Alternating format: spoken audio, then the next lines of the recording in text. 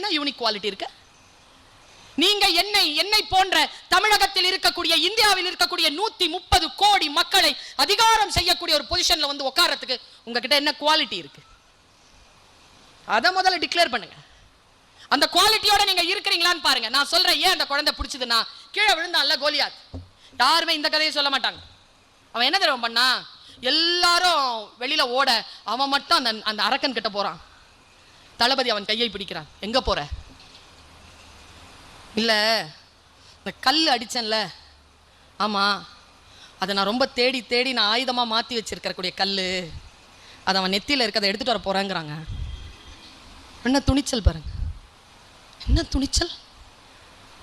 8 வயசுங்க, 8ல இருந்து 12 வயசுன்னு சொல்லுது. அதுக்குள்ள போறான்.